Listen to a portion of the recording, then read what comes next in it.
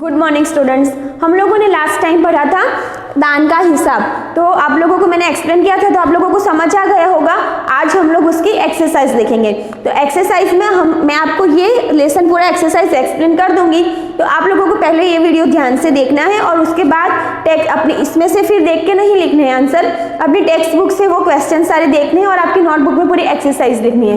ठीक है, तो आपको सबसे पहले आपके टेक्स्ट बुक में पेज नंबर 59 निकालना है और उसमें कहानी से कुछ क्वेश्चंस हैं, तो मैं वो पूरी एक्सरसाइज एक्सप्लेन करूंगी, उससे आपको पूरे ध्यान से देखना है। ठीक है, फिर आपको खुद से ही आंसर तो लिखने हैं। तो उसमें फर्स्ट क्वेश्चन है, राजा किसी को भी दान क्यों नहीं देना चाहता था? तो हम लोगों ने वो पढ़ ही लिया था, राजा बहुत ही कंजूस है इसलिए वो किसी को भी दान नहीं देता था। तो उत्तर क्या है? राजा किसी को भी दान नहीं देना चाहता था क्योंकि ऐसा करते करते वो खुद भी एक दिन दिवालिया हो जाएगा, अर्थात राजभंडार खत्म हो जाएगा, क्योंकि वो बहुत ही कंजूस था और उसको हमेशा फ्यूचर की ही पड़ी रहती थी कि अगर ऐसा हो जाएगा तो मेरे पैसे खत्म हो जाएंगे ऐसे करके। तो उसने सोचा कि मेरा दिवालिया खत्म हो जाए, मतलब मैं खुद ही कंगाल हो जाऊंगा, इसलिए मैं किसी को दान भी नहीं देता। इसलिए वो मतलब उसको लगता था कि अगर वो सबको दान देता रहेगा तो राजभंडार खत्म हो जाएगा और वो खुद भी कंगाल हो जाएगा, इसलिए। सेकंड क्वेश्चन है, राज दरबार के लोग मन ही मन में राजा को बुरा कहते थे, लेकिन राजा का विरोध क्यों नहीं कर पाते थे? तो मतलब राजा को सब मन ही मन में बोलते थे कि राजा ऐसा है वैसा है, लेकिन वो किसी को मतलब किसी के मुंह पे या राजा को नहीं बोल सकते थे। तो क्या आंसर आएगा? राज दरबार के लोग मन ही मन राजा को बुरा कहते थे लेकिन विरोध नहीं करते थे, क्योंकि वे सब स्वार्थी थे। एक तो वे सब अपना भला चाहने वाले थे और दूसरा राजा शक्तिशाली था, वह उन्हें अपने राज दरबार से निकाल सकता था। क्यों नहीं चाहते थे? मतलब क्योंकि वो लोगों को पता था कि अगर हम लोग किसी राजा को कुछ भी बोलेंगे तो राजा तुरंत ही हम लोगों के अगेंस्ट चला जाएगा और हम लोगों को राज दरबार से निकाल देगा। तो अगर वो लोगों को वो राज दरबार से निकाल देगा तो वो लोग फिर कहाँ जाके रहेंगे? इसलिए वो सब सेल्फिश हो गए थे और राजा कितना भी बुरा करे लेकिन वो कुछ भी नहीं बोलते थे। फिर थर्ड क्वेश्चन है, राजसभा में सज्जन और विद्वान लोग क्यों नहीं जाते थे? मतलब राजसभा में बहुत पैसे वाले और वैसे लोग ही जाते थे, तो मतलब जो सज्जन और विद्वान लोग क्यों नहीं जाते थे वहाँ पे? क्योंकि राज्यसभा में सज्जन और विद्वान लोग नहीं जाते थे क्योंकि वहाँ उनका बिल्कुल सत्कार नहीं होता था। क्योंकि अगर वो लोगों के पास उतना पैसा होता नहीं था, तो अगर वो लोग राज दरबार में जाए तो राजा उनकी जरा भी रिस्पेक्ट नहीं करता था, इसलिए वो लोग कभी भी राज दरबार में नहीं जाते थे। इसके बाद है, सन्यासी ने सीधे सीधे शब्दों में भिक्षा क्यों नहीं मांग ली? मतलब सन्यासी गया था ना उसके पास भिक्षा लेने के, सन्यासी ने ऐसा बोला था कि आज मैं जितने पैसे लूंगा उससे रोज दो गुना ज्यादा, तो इस तरह से उसने मतलब क्यों मांगे और सीधे सीधे भिक्षा नहीं मांग ली? क्योंकि सन्यासी ने सीधे सीधे शब्दों में भिक्षा नहीं मांगी क्योंकि वह जानता था कि राजा किसी को भी दान नहीं देता है, इसलिए उसने पहले दिन का 1 रुपया मांगा और बता दिया कि हर दिन 2 गुना लूंगा। इसी तरह से अपने 20 दिन तक देते रहे। मतलब उसे सन्यासी को पता था कि राजा बड़ा ही कंजूस है, राजा एक साथ एकदम से पैसे नहीं देगा, इसलिए उसने ऐसा मतलब सोचा कि रोज के मैं उसके पास से कितने रुपए लूंगा? पहले दिन 1 रुपया मांगा और बता दिया कि हर दिन, मतलब पहले दिन उसने 1 रुपया ही मांगा और फिर उसने सोचा कि रोज उसने मतलब वहाँ पे राजा को भी बता दिया कि मैं आज से रोज 2 गुना ज्यादा लेता रहूंगा, ताकि राजा को उसकी चाल पे शक भी ना जाए और राजा उसे रोज पैसे देता रहे। राजा को सन्यासी के आगे गिड़गिड़ाने की जरूरत क्यों पड़ी? राजा क्यों गिड़गिड़ाया सन्यासी के आगे? मतलब मैंने आपको पहले ही ये बताया था ना, क्योंकि उसने इतने सारे पैसे ले लिए थे। अगर वो 20 दिन तक लगातार इस तरह से पैसे लेता रहा तो राजभंडार तो खाली हो जाएगा। तो इसने मतलब राजा ने उसे बोला कि मुझे माफ कर दो और मुझ पे रहम करो, ताकि मतलब मैं इतने पैसे देने से बच जाऊँ। अगर मैंने सभी पैसे आप पे लुटा दिए तो फिर मैं तो मतलब खाली हो जाऊंगा। तो उसका आंसर क्या आएगा? राजा को जब अपने भंडारी और मंत्री से पता चला कि 20 दिन में सन्यासी के पास 10,48,575 रुपए चले जाएंगे, तो राजा ने फौरन सन्यासी को बुलाकर समझौता किया। समझौते के रूप में सन्यासी ने जब 50,000 रुपये मांगे तो फिर राजा गिड़गिड़ाने लगा क्योंकि वह पैसे देना नहीं चाहता था। उसके बाद है अंदाज अपना अपना। यहाँ पे मतलब कुछ सेंटेंस दिए गए हैं, तो आप लोग अपनी तरह से वो सेंटेंस को कैसे बोलोगे तो वो आप खुद से भी कर सकते हो, और अगर आपको समझना है तो फिर आप इसमें से भी आंसर देख सकते हो। तो फर्स्ट है, दान के वक्त उनकी मुट्ठी बंद हो जाती थी? तो यहाँ पे उत्तर दिया गया है, दान के समय उनके मुंह से हमेशा ना ही निकलता था। तो ये भी लिख सकते हो, और आपको मतलब आंसर, इसका आंसर दान के वक्त उनकी मुट्ठी बंद हो जाती थी। तो आपको अपनी तरह से भी कुछ लिखना हो आंसर तो आप लिख सकते हो। तो इसके बाद है, हिसाब देखकर मंत्री का चेहरा फीका पड़ गया। क्या? हिसाब देखकर मंत्री था, उसके होश उड़ गया, मतलब उसका रंग फीका हो गया कि इतने सब पैसे कहाँ गए। इसका आंसर है, हिसाब देखकर मंत्री का मुंह एकदम सूख गया, मतलब मंत्री टेंशन में आ गया। तो अगर आपको इसका आंसर ऐसा लिखना है कि मंत्री हिसाब देखकर मंत्री के होश उड़ गए, तो ऐसा भी लिख सकते हो। और अगर आपके माइंड में कुछ और है तो आप और कुछ भी लिख सकते हो, मतलब आंसर राइट होना चाहिए। लेकिन उसके बाद है, सन्यासी की बात सुनकर सभी की जान में जान आई। इसका आंसर क्या दिया गया है, सन्यासी की बात सुनकर राजा ने राजकोष से 50,000 रुपये देने का आदेश दिया, तब सबको होश आया। और नेक्स्ट है, लाखों रुपए राजकोष में मौजूद थे जैसे धन का सागर हो। तो इसका उत्तर दिया गया है, राजकोष में अथाह धन भरा हुआ है। तो आप ये भी अपने आप से लिख सकते हो कि राजकोष में बहुत सारा धन है, ये राजकोष में धन की कमी नहीं है। ऐसा कुछ भी आपको जो सही लगे वो आंसर लिख सकते हो।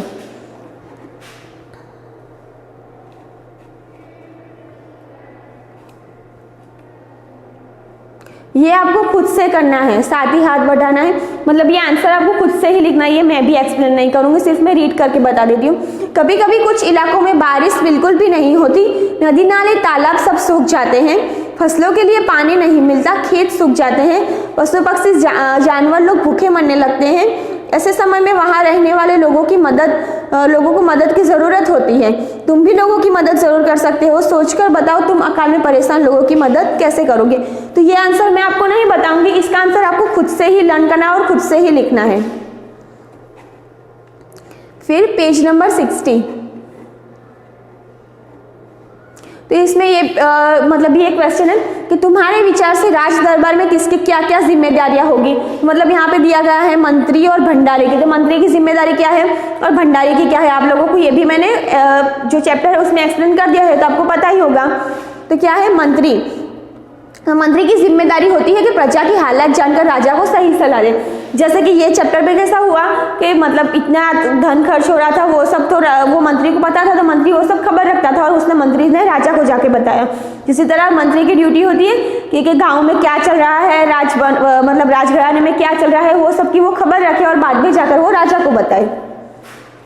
उसके बाद है भंडारी, तो भंडारी की जिम्मेदारी होती है राजकोष का सही हिसाब किताब रखे तथा राजकोष से अवगत कराए और राज्य के हित में या नेक कामों में रुपया खर्च करने के लिए उत्साहित करे। तो मतलब जैसे यहाँ पे भंडारी ने कैसा किया कि उसे मतलब उसके पास धन का हिसाब रहता था, तो उसने पहले सब रोज वो जो सन्यासी आता था वो जो रोज मतलब आए ना तो जितने पैसे ले जाता था वो रोज लिखता था भंडारी, और उसने फिर थोड़े दिन होने के बाद उसे इतना सब पैसे जा रहे थे कि उसने इसका हिसाब किया और फिर उसने मंत्री को बताया। इस तरह से क्या करता है भंडारी, राजकोष के जितने भी पैसे होते हैं वो सबका हिसाब रखता है और उसे सही जगह पे कहाँ पे यूज करना है वो उसका भी ध्यान रखता है। कर्ण जैसा दानी, सभी ने कहा हमारे महाराज कर्ण जैसे ही दानी है, पता करो कि कर्ण कौन थे। तो ये आपको पता होगा, ये आपको खुद से करना है। कर्ण कौन थे आपको अगर ना पता हो तो आप आपकी मम्मी से भी पूछ सकते हो या आपके घर में कोई भी हो, दादा दादी किसी से भी पूछ सकते हो। फिर कर्ण जैसा दानी का क्या मतलब है, ये दोनों आपको घर से करने हैं। फिर उसके बाद है दान क्या होता है, किसी की सहायता दी गई कुछ काम आने वाली वस्तुएं जिन्हें कभी वापस नहीं मांगा जा सकता उन्हें दान कहलाता है। मतलब हम किसी को भी दान में कुछ चीज़ किसी ज़रूरतमंद को दे दें कि हाँ कि ये पैसे तुम्हें तुम्हारे अच्छे काम में या किसी भी ज़रूरत काम में तुम इसे यूज़ करना, ये चीज़ तुम्हारे लिए इस तरह से। तो अगर हम किसी को दान दे देते हैं तो फिर हमें उसके पास वापस मांगना नहीं चाहिए और हमें उसे बोलना भी नहीं चाहिए कि हाँ मैंने तुझे इतनी पैसे दी हैं, इतनी चीज़ें दी हैं। इस तरह से हमें उसे बोलना भी नहीं चाहिए अगर हमने किसी ज़रूरतमंद की हेल्प की है तो। फिर उसके बाद है किन किन कारणों से लोग दान करते हैं। तो लोग दान देने का क्या क्या रीज़न हो सकता है। तो दान करने के कई कारण हैं जिनमें अंतर्गण लोग दान करते हैं, जैसे धार्मिक भावना, आत्मिक शांति, अपने पूर्वजों की आत्मा की शांति हेतु, पुण्य प्राप्ति हेतु, मोक्ष प्राप्ति हेतु, पापों से मुक्ति हेतु आदि। तो हमारे घर में भी मतलब हम लोग भी हमारे घर में कोई कुछ लेने आए ज़रूरतमंद हो तो हम उससे दान देते हैं, या हमारे घर में जो हमारे मम्मी पापा होते हैं वो भी किसी ज़रूरतमंद की हेल्प करते हैं। क्यों करते हैं? क्योंकि हम मतलब अच्छे काम करेंगे तो हमें उसका फल अच्छा ही मिलेगा। इसी तरह से यहाँ पे भी दिया गया कि धर्म मतलब धार्मिक कामों के लिए अगर हमें टेम्पल में, मस्जिद में, किसी में भी, चर्च में पैसों की ज़रूरत हो तो हम लोग देते हैं ना, उससे भी दान ही बोलते हैं। तो उससे क्या होगा, हमें भी मतलब हम उसका फल मिलने ही वाला है और वो लोगों की भी हेल्प हो जाएगी। फिर उसके बाद है कहानी और तुम। राजा राजकोष के धन का उपयोग किन किन कामों में करता था? तुम्हारे घर में जो पैसे आते हैं वो कहाँ कहाँ खर्च होते हैं पता करके लिखो। तो राजा राजकोष का धन का उपयोग राज्य की प्रजा की सुख सुविधाओं के कार्यों में, अकाल व सूखा पड़ने के समय राज्य के रक्षा कार्यों में, प्रजा की स्वस्थता सेवाओं में, आगमन या यातायात को सुगम बनाने हेतु कार्यों में करता था। और जो आपके घर में जो आप लोग करते हो मतलब अपने पैसे कहाँ पे खर्च करते हो वो आपको खुद से लिखना है। ये राजा का है, ये राजा मतलब कैसे कैसे जो मतलब उनकी प्रजा थी उसको खाने पीने के लिए या किसी एक शहर से दूसरे शहर जाने में किसी में भी प्रॉब्लम ना हो उसमें अपना धन ज़रूरतमंदों को देने में धन यूज़ करता था। तो आप लोग आपके पैसों का खर्च कैसे करते हैं ये आपको लिखना है। फिर उसके बाद है अकाल के समय लोग राजा से कौन कौन से काम करवाना चाहते थे? तुम अपने स्कूल या इलाके में क्या क्या काम करवाना चाहते हो? तो अकाल के समय लोग राजा से खाद्य पदार्थों के संग्रह के तथा पेयजल की व्यवस्था करवाना चाहते थे। मतलब खाने पीने की राजा के पास वो लोग व्यवस्था करवाना चाहते हैं। तो अगर आपके स्कूल के इलाके में ऐसा कुछ हो तो आप लोग क्या क्या करोगे ये आपको मतलब सोचकर खुद से आंसर लिखना है। फिर उसके बाद है कैसा राजा। तो राजा किसी को दान देना पसंद नहीं करता था। तुम्हारे विचारों से राजा सही था या गलत? अपने उत्तर का कारण भी बताओ। तो ये आंसर भी आपको पहले मतलब ये एक बार वीडियो देख लेना है, पर आंसर तो आपको खुद से ही लिखना है कि आपके माइंड में क्या है, वो क्यों दान नहीं करना चाहता था, वो रीज़न आपको खुद से ही लिखना है। तो यहाँ पर है हमारे विचार से राजा गलत था क्योंकि राजा का कर्तव्य अकाल के समय अपनी प्रजा की मदद करना, उनके जीवन की रक्षा के लिए सभी प्रकार की व्यवस्था करना। तो आप लोगों के लिए वो सही है या गलत वो आप लोगों को मतलब खुद से ही डिसाइड करना है और उसके बाद उसका उत्तर लिखना है। उसके बाद है राजा दान देने के अलावा और किन किन तरीकों से लोगों की सहायता कर सकता था? तो मतलब दान देने के अलावा भी राजा क्या क्या सहायता कर सकता था प्रजा की? तो राजा द्वारा दान देने के अलावा प्रजा की सहायता करने के कई और तरीके हैं, जैसे खाद्य व्यवस्था करवाना, पीने के पानी की व्यवस्था करवाना, स्वास्थ्य व शिक्षा की व्यवस्था करवाना, आवास की व्यवस्था करवाना, लोगों के आने जाने के सुगम की सरल साधनों की व्यवस्था करवाना, अन्य देशों से समझौता करके व्यापार बढ़ाना आदि। तो वो मतलब क्या क्या हेल्प कर सकता था? खाने पीने के लिए, एक शहर से दूसरे शहर कुछ भी चीज़ें ले जाने के लिए, ऐसे मतलब वो अपने प्रजा की हेल्प कर सकता था।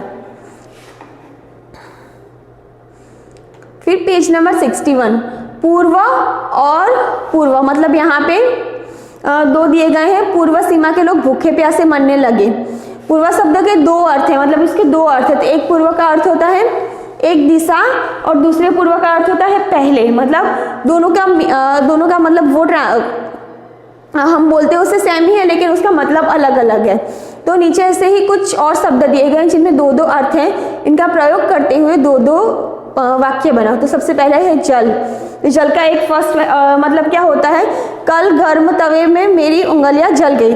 तो एक का मतलब होता है कि हम किसी भी चीज़ से जल जाते हैं। वैसे मतलब हमें किसी जो हमें लग जाती है ना चूल्हे के पास जाने से, अगर हम चूल्हे में उंगली गलती से हमारी चली जाए या आग में उंगली चली जाए तो हम लोग जल जाते हैं। वैसे तो कल गर्म तवे में मेरी उंगली जल गई। तो जल का यहाँ पे मतलब यूज़ क्यों हुआ है? जैसे वो जो थी जो लड़की थी या किसी का भी नाम लिया, वो उसका मतलब तवे को चूल्हे से लेते वक्त उसका हाथ जल गया, तो वो यहाँ पे वो जल का उपयोग हुआ है।